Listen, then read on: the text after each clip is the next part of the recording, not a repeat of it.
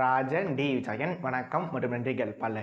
புஷ்பா பாகம் 2 the rule படத்தோட கதை என்னன்னா, ராக்கி பாய் அப்படி சாப்டர் 1ல கேஜிஎஃப் கண்ட்ரோலில் கொண்டு வந்தாரோ அதே மாதிரி நம்ம புஷ்பா அவர்களோட ரைஸில் ரெட் சாண்டல்வுட்டை கடத்துற சிண்டிகேட்டோட லீடர் ஆகிட்டு இருந்திருப்பாரு. அப்போ சாப்டர் 2ல நம்ம ராக்கி பாய் என்ன பண்ணுவார், தன்னோட அம்மாவுக்கு பண்ண சத்தியத்தை நிறைவேற்றுறதுக்காக கணக்கே இல்லாமல் தங்கத்தை தோண்டி எடுப்பார். அதனால் பல வில்லங்களையும் புரட்டி எடுப்பார் இல்லையா. அதே மாதிரி இந்த ரூல் படத்தில் நம்ம புஷ்பா அவர்கள் தன்னோட மனைவி கிட்ட ஒரு ப்ராமிஸ் பண்ணுறாரு.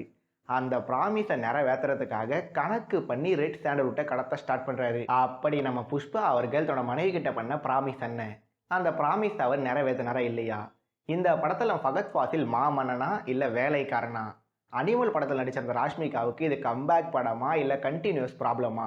கடைசியாக அதோட பேருக்கு பின்னால் குடும்ப பேரை சேர்க்க ட்ரை பண்ண நம்ம புஷ்பா அண்டே ஃப்ளவருக்கு அதுடா ஃபயர் அவரோட முயற்சி வெற்றி அடைஞ்சுதா இல்லை 200 நிமிஷம் ஆடியன்ஸை வச்சு செஞ்சுதா? இதெல்லாம் தான் அனைத்தும் நிறைந்த சூப்பு. இறுதியில் கிடைத்ததோ ஆப்பு.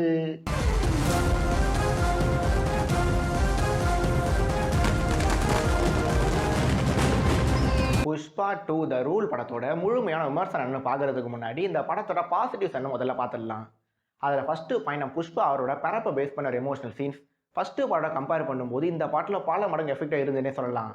இதனாலே த்ரூ த ஒரு 3-4 இடத்துல நம்ம எல்லாரும் ஃபீல் பண்ணி இருந்திருப்போம். அது இந்த படத்தோட மிகப்பெரிய பாசிட்டிவ். நெக்ஸ்ட் இந்த படம் முழுக்க ஃபர்ஸ்ட் ஹாஃபில் அதிகமாகவும் செகண்ட் ஹாஃபில் அங்கங்கும் இருந்த மாஸ் மூமெண்ட்ஸ், அந்த மூமெண்ட்ஸ் கட்டமைப்பட்ட விதம், இது ரெண்டு இந்த படத்தோட அடுத்த பாசிட்டிவ். உதாரணமாக நம்ம புஷ்பா அவர்கள் ராவ் ரமேஸ்வரை கிளம்பி போய் ஆடுகளம் நிறைய மீட் பண்ணுற செஜ்மெண்ட் இருக்கு.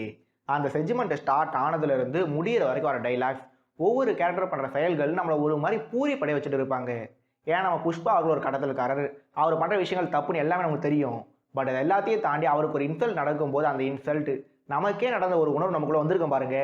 That moment proves Pushpa is not a flower, he is a fire, wild fire. அந்த வகையில் புஷ்பா எனும் புஷ்பராஜா நம்ம அல்லு அர்ஜுன் அவர்கள் அல வைகுண்ட புறமுலன்ற ஒரு நீட்டான படத்துக்கு பிறகு புஷ்பா. இப்போ இந்த புஷ்பா 2 நம்ம டபுள்யூ அல்லு அர்ஜுன் அவர்கள் 4 வருஷத்துக்கு மேலே ஃபிலிம் சீரிஸுக்காக முடி வளர்த்து தாடி வளர்த்து ஷோல்டர் ஒரு பக்கமாக தூக்கி நடந்துன்னு புஷ்பான அல்லு அர்ஜுனா புஷ்பான்னு ஃபஸ்ட்டு பார்ட்லேயே ஒரு மாதிரி ப்ரூவ் பண்ணிட்டு இருந்திருப்பாரு. But first part medium scale படம், செகண்ட் பார்ட்டோ பல மடங்கு பிக் பட்ஜெட் படமாக இருக்கிறதுனால காஸ்டியூமில் தொடங்கி மேனர்ஸை மறைக்கணும்னு எல்லாத்தையும் பிரம்மாண்டத்தை சேர்க்க ட்ரை பண்ணியிருக்காங்க. அதில் தப்பு எதுவும் இல்லை. பட் இவங்க இப்படி பண்ணதுனால இவரோட கேரக்டர் நமக்கு கேஜிஎஃப் ராக்கி பாயை ஞாபகப்படுத்துறதையும் யாராலையும் தடுக்க முடியல. இது மட்டும் இல்லாமல் நம்ம ஆளுக்கு லேடி கெட்டப்பெல்லாம் எதுக்கு போட்டாங்கன்னு யோசிச்சா, இந்த கேரக்டர் எப்படியாவது ராக்கி பாய் கேரக்டர்லேருந்து வேறுபடுத்தி காட்டுறதுக்காக கூட இருக்கலாம்னு நான் சொல்லலை. அப்படி சொன்னால் அதுதான் உண்மையும் கூட. கடைசியாக my dear Allu Arjun sir, இந்த ரைஸ் படத்துக்காக நீங்கள் பெஸ்ட் ஆக்டருக்கான நேஷனல் அவார்டு வின் பண்ணியிருந்தீங்க. அதில் எனக்கு பெரிய அளவு உடன்பாடு இருந்ததில்லை. இப்போ இந்த ரூல் படத்தில் நீங்கள் அவார்டு வினிங் பர்ஃபார்மன்ஸ் எல்லாம் கண்டிப்பாகவே தரல. பட் புஷ்பானா அல்லு அர்ஜுன்னா புஷ்பா. பிகாஸ் நீங்கள் ஃப்ளவர் இல்லை, ஃபயரு, வைல்டு ஃபயர்னு மறுபடியும் பதிவு பண்ணுற உரிமை இல்லை, கடமை. நெக்ஸ்ட்டு இந்த புஷ்பா த ரூல் படத்தில் ராஷ்மிகா மந்தனான்னு நடிக்க நடிச்சிருக்காங்க. நம்ம எல்லாருக்கும் நல்லாவே தெரியும், இந்த மாதிரி பெரிய பட்ஜெட் பேன் இண்டியா படங்களில் பெரும்பாலும் ஹீரோயின்ஸுக்கு வேலை இருந்ததில்லை. அவங்கள வெறுமனே ஐ கேண்டியாகவும் பாடல்கள் ஆடுறதுக்காக மட்டும்தான் யூஸ் பண்ணுவாங்கன்றது எழுதப்படாத விதி எல்லாமே ஓகே தான். புஷ்பா ஃபஸ்ட்டு பார்ட்டில் இதே விஷயங்கள் தான் நடந்திருக்கும். இப்போ இந்த ரூல் படத்துலையும் அதையே தான் நம்ம ராஷ்மிகா படம் பண்ணியிருக்காங்க. ஆனால் அவங்களோட கேரக்டரையே இந்த அளவுக்கு சுமாராக எழுதப்பட்டதுன்னு எனக்கு தெரியல. ஏன்னா செகண்ட் ஹாஃபில் ஒரு இடத்துல மட்டும்தான் அவங்களுக்கு ஸ்கோர் பண்ண ஸ்கோப் இருந்திருக்குமே. மற்றபடி த்ரூ த மூவி சாமி ஃபீல் ஆயிடுச்சு சாமின்னு சொல்லி அவங்க ஃபீல் ஆகினாங்களோ இல்லையோ நாம் பல மடங்கு சேட் ஆனதான் மிச்சமே. ஏன்னா ராஷ்மிகா மேடம் ஒரு நல்ல பர்ஃபார்மர்ன்ற விஷயம் நமக்கு தெரிஞ்ச அளவுக்கு கூட அவங்களுக்கு தெரியுமான்ற விஷயம் எனக்கு தெரியல. ஏன்னா அனிமல் மற்றும் புஷ்பா மாதிரின படங்களில் அவங்க இனிமேல் நடிக்கவே தேவையில்லை. நெக்ஸ்ட்டு இந்த படத்தில் நம்ம ஃபகத் ஃபாசில் அவர்கள் நடிச்சிருக்காரு. உண்மையை சொல்லணும்னா புஷ்பா பார்ட் 1 வந்தப்போ ஃபகத் ஃபாசிலை பற்றி நம்மில் பல பேருக்கு பெருசாக தெரிஞ்சிருக்காது. பட் அதன் பிறகு தான் நம்ம ஆளு மாமன்னன், ஆவேசம், வேட்டையன்னு படத்துக்கு படம் பட்டையை கிளப்பி நம்ம எல்லாரையும் பல மடங்கு சந்தோஷப்படுத்தியிருந்தாரு. பட் புஷ்பா ஃபஸ்ட்டு பார்ட்லேயே நம்மளுக்கு பெருசாக வேலை இருந்திருக்காது. சரி, செகண்ட் பார்ட்டில் அவர் தான் மெயின் எல்லாம் இருப்பார் நாமளை எதிர்பார்த்து அவரோட கேரக்டர் எந்த அளவுக்கு டம்மியாக காட்ட முடியுமோ அந்த அளவுக்கு டம்மியாக காட்டிட்டாங்க.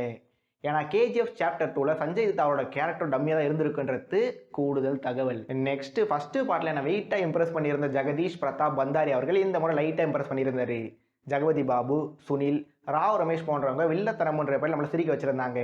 அஜய் அவர் கொடுத்த ஒரு நீட்டாக பண்ணிட்டு போயிருந்தார். பட் இந்த படத்தில் எத்தனை பெரிய நடிகர்கள் இருந்தாலும் என்ன அதிகமாக டச் பண்ண நடிகைகள் யாருன்னு பார்த்தீங்கன்னா, ஒன்று அஜயோட பொண்ணை வந்த பவானி கரணம், இன்னொன்று புஷ்பாவோட அம்மா வர கல்பலதா. இவங்க 2 பேருக்கும் ஸ்க்ரீன் டைம் ரொம்ப கம்மியா இருந்தாலும், படம் முடிஞ்ச பிறகு இவங்க 2 பேரோட கேரக்டர் மனச விட்டு நீங்காம இருக்கும். கண்டிப்பா இருக்கும். நெக்ஸ்ட் மிரோஸ்லாவ் குபாப்ரோவ்ஸ்க் அவரோட ஒளிப்பதிவு. டைரக்டர் என்ன கேட்டாரோ, எப்படி கேட்டாரோ அத அப்படியே பண்ணியிருந்தாரு. அதுக்கு அவருக்கு பாராட்டுக்கள். அடுத்து நவீன் நூலி அவர்களோட எடிட்டிங். படம் 200 நிமிஷம் ஓடும்னு தெரிஞ்சு தான் நம்ம படம் பார்க்க போறோம். அப்படி இருந்தாலும் படத்தோட முதல் 1 மணி நேரம் போறது தெரியல. ஏன்னா இது படம் செம ஃபாஸ்ட்டா மூவ் ஆகுதுன்னு ஆச்சரியப்பட்டா, அங்க மக்கார் பண்ண ஆரம்பிச்ச வண்டி படம் முடியிற வரைக்கும் போகுது, நிக்குது. மறுபடியும் போகுது, மறுபடியும் நிக்குது. மறுபடியும் போகுது, மறுபடியும் நிக்குதுன்னு லேக் ஆகிற பல சீன்ஸை கண்டிப்பாக கட் பண்ணியிருக்கலாம். ஆனா அதே அவங்க பண்ணல. ஏன்னா புஷ்பா தோட்டத்தில் வளர்ந்த வீட்டு மரம் இல்லை, கரடு முரடான காட்டு மரம்னு சொன்னாலும் சொல்லுவாங்க போங்க. ஆனா இதே மாதிரி ஒரு டைலாக் வேற ஏதோ ஒரு படத்துல வந்து ஞாபகம் இருக்கு. ஆனா அந்த படம் என்னன்னு எனக்கு கடைசி வரைக்கும் ஞாபகமே வரல. பட் எனக்கு அந்த படத்தோட பேரு ஞாபகம் வருது, ஞாபகம் வரல, அது இங்க முக்கியம் இல்லை. ஆனா தேவி ஸ்ரீ பிரசாத் அவர்களுக்கு தான் ஒரு மிகப்பெரிய மியூசிக் டைரக்டர்ன்ற விஷயம் எப்படி ஞாபகம் வராம போச்சு? ஏன்னா ஃபர்ஸ்ட் பாட்டுலையும் பாடல்கள் தேவையில்லாத ஆணி தான். பட் அந்த பாடல்கள் பெரிய ஒரு ஹிட் ஆகியிருக்கும்.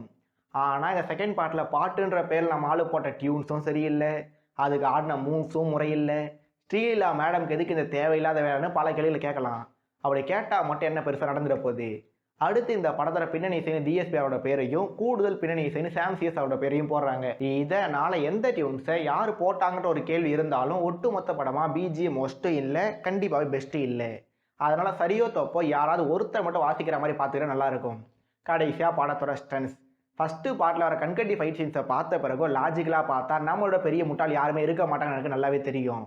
பட் ஃபைட் சீன்ஸ் என்னதான் அபத்தமாக இருந்தாலும் நல்ல ஐடியாஸ், நல்ல எக்ஸிகியூஷன் இருந்தால் அது நமக்கு கண்டிப்பாக பிடிக்கிற மாதிரி இருக்கும். ஆனால் இந்த படமும் ஃபாரினில் வர ஒரு ஃபைட் சீனோட தான் ஸ்டார்ட் ஆகுது. அந்த ஃபைட் சீனை பற்றி பேசுகிற அளவுக்கு இந்தியாவில் யாருக்குமே தகுதி இல்லைன்னு சொன்னாலும் சொல்லுவாங்கன்னு நினைக்கிறேன்.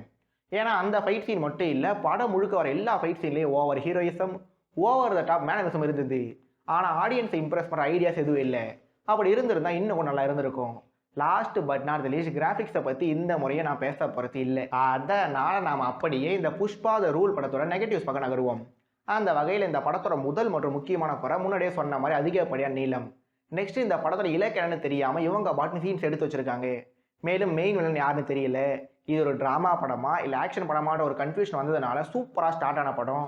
100 வருஷம் இந்திய சினிமா வழக்கப்படி ஒரு கேரக்டர் ஒரு குரூப் கிட்னாப் பண்ணிட்டு போயிடுவாங்க. அவங்க நம்ம ஹீரோஸை ரெஸ்கியூ பண்ணுவார்னு சொல்லி படத்தை முடிச்சு நம்மளையும் ஒரேடியாக முடிச்சுட்டு இருந்தாங்க. அடுத்து ஒரு பெரிய பட்ஜெட் படம் எடுக்கும்போது, பேன் இண்டியா படம்ன்ற பேரில் ஒரு படம் எடுக்கும்போது அந்த படத்தில் வர ஒவ்வொரு ஃப்ரேமையும் பார்த்து எடுக்கணும். படத்தில் வர மோமெண்ட்ஸை பார்த்து நமக்கு புன்னகை கிடைக்கலனாலும் முகம் மட்டும் யாருமே சுழிக்கூடாது. பட் இந்த படம் முழுக்க பல இடங்கள் நம்மளை முகம் சுழிக்க வர காட்சிகள் வந்துட்டே இருக்கு. அந்த காட்சிகளையும் கண்டிப்பாக அவாய்ட் பண்ணியிருக்கலாம். Last but not the least ஒரு ஸ்டேட்டோட சேமையை மாற்றுற அளவுக்கு பவர்ஃபுல் கொண்டவர் நம்ம புஷ்பான்னு சொல்லிட்டதுனால படத்தோட செகண்ட் ஹாஃப்ல நடக்கிற பெரும்பாலான விஷயங்கள் சம்பிரதாயமாக வருது, சத்தம் இல்லாமல் கடந்து போகுதுன்னு சொன்னால் அதுதான் 100க்கு 100 உண்மையே. அதனால் இன்னும் என்னால் Pushpa vs KGF, Sreeleela vs Samantha, role of Rashmika, fun of Fahadh Faasil, luck of Jagapathi Babu, மீசை of Rao Ramesh, stature of Allu அர்ஜுன்னு பல பாயிண்ட் சொல்லிட்டே இருக்க முடியும். பட் படம் ரிலீஸ் ஆனக்கே படத்தை பார்த்துட்டு இருந்தாலும் எப்பவும் பல ரிவ்யூ என்னமோ லேட்டாக வரும் காரணத்தினால் ஆக மொத்தம் இந்த Pushpa the rule, Pushpa the rise படம் பிடிச்சிருந்தவங்களுக்கு இந்த படமும் கண்டிப்பாக பிடிக்கும். பட் புஷ்பா ஃபஸ்ட்டு பாட்டு பெருசாக ஒர்க் அவுட் ஆகாதவனா நீங்கள் இருந்தீங்கன்னா இந்த படம் உங்களை சில இடங்களில் சிரிக்க வைக்கும், பல இடங்களில் இந்த படம் பார்க்க வந்தது நீ சிந்திக்க வைக்கும். படம் தமிழ் ரிலீஸ் ஆகியிருக்கு, நானும் படம் தமிழில் தான் பார்த்தேன். லிப்சிங் பிரச்சனை இருந்து உண்மைதான், ஆனால் அது பெரிய அளவு குறையா தெரியல. ஏன்னா இதை விட மிகப்பெரிய குறைகளும் இந்த படத்தில் இல்லாமல் இல்லை. இதன் மூலம் நான் சொல்ல வர விஷயம் என்னன்னா 10 KGF வரலாம், 100 சலார் வரலாம், 1000 கல்கி வரலாம், 10,000 புஷ்பா வரலாம், அவ்வளோ ஏன் லட்சம் கங்குவா கூட வரலாம். பட் பாகுபலி தான் இன்னும் பல வருஷங்களுக்கு அதோட புகழ் கட்டாயம் பேசப்படும் தான், அவ்வளவுதான்.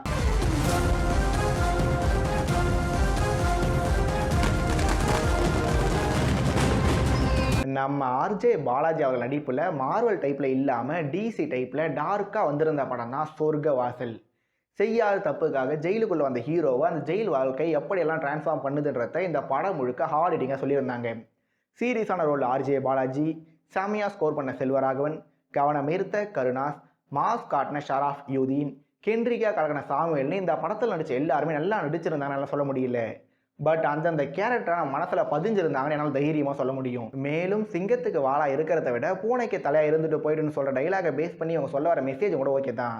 பட் இந்த படத்தில் இருக்க ஒரே ஒரு குறை என்னன்னா மொத்த படத்தையும் பார்த்து முடிச்சு யோசிக்கும் போது இதெல்லாம் நம்புற மாதிரி இருக்குது. இதுக்கு பருத்தி மூட குழுவில் இருந்திருக்கலாமேனு பல காமெடி டைலாக்ஸ் நமக்கு கண்டிப்பாக ஞாபகம் வரும். ஏன்னா மைடியர் ராஜே பாலாஜி சார், நீங்கள் ஏ பட ஹீரோ இல்லை, ஓவர் வைலன்ஸ் உங்களுக்கு கண்டிப்பாக தேவையில்லை.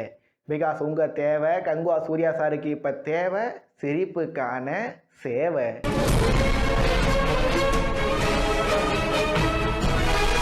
Rohit Sharma, Rohit Hitman Sharma, captain Rohit Hitman Sharma. இன்னும் எத்தனை நாளைக்கு இந்த மாதிரி சொல்ல முடியும்னு எனக்கு தெரியல. ஏன்னா 2023 50 ஓவர் வேர்ல்டு கப்பில் டீம் இந்தியா தோத்தப்பவே ரோஹித் சர்மாவோட கேப்டன்சி கரியர் முடிஞ்சிருச்சு தான் நினச்சேன். பட் யாருமே எதிர்பார்க்காத ட்விஸ்ட்டாக தானே தலைவன் மறுபடியும் T20 கேப்டன் ஆகி T20 வேர்ல்டு கப்பை இந்த வருஷம் வின் பண்ணி கொடுத்துருந்தாப்புல. பட் அதன் பிறகு நடந்த 3 டெஸ்ட் சீரீஸில் பேட்டிங் ஃபார்ம் சரியில்லை. கடந்த 2 டெஸ்ட் சீரீஸ்லையும் கேப்டன்சி சரியில்லைன்னு தொடர்ச்சியா 4 டெஸ்ட் மேட்ச்சில் தோல்வி. WTC ஃபைனலுக்கானவும் கிட்டத்தட்ட முடிஞ்சிருச்சுன்னு எந்த பக்கம் திரும்பினாலும் ஒரே கேள்வி, ஒரே கிண்டல், ரிட்டையர் ஆக சொல்லி கோரிக்கைன்னு பல பேர் பல விதமாக பேசிட்டு இருக்காங்க. இதை விட மட்டமான ஃபார்மில் இருந்தும் நம்மளால் கம்பேக் தந்துருக்காரு. தொடர்ச்சியா 4 டெஸ்ட்டில் தோற்ற முதல் கேப்டன் நம்மளால் இல்லைன்னு சப்பக்கட்டு கட்டுறதா இருந்தால் கட்டிக்கிட்டே இருக்கலாம். ஓப்பனிங் இறங்கலாமா இல்லை மிடில் ஆர்ட்லேயே தொடங்கலாமான்னு பட்டிமன்றம் கூட வைக்கலாம். ஆனால் 3rd டெஸ்ட்டில் என்ன நடக்கும்னு தெரியல. பட் இதுக்கு முன்னாடி பல தடவை ரோஹித் சர்மா அவ்வளோதான் சொல்லியிருக்காங்க, இப்போவும் சொல்லிட்டு இருக்காங்க. அப்படி சொல்கிறவங்களுக்கு நான் சொல்கிற ஒரே விஷயம் என்னென்னா, I still believe Rohit Sharma and I love him for ever. மீண்டும் இன்னொரு சந்திக்கும் வரை இது ராடிவி ரிவ்யூ. நான் ராஜன் டி விஜய். நன்றிகள் பல மற்றும் வணக்கம்.